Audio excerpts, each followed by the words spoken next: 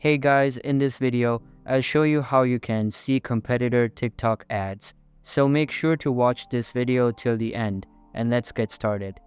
First of all, open any type of preferred browser on your PC or laptop and search for TikTok Creativity Center.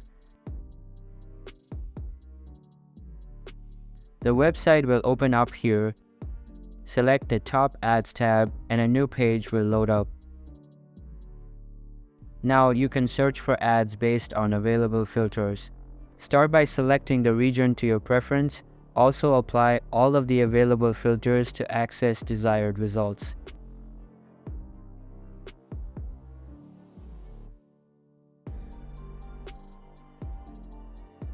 You can see that these are some beverage ads.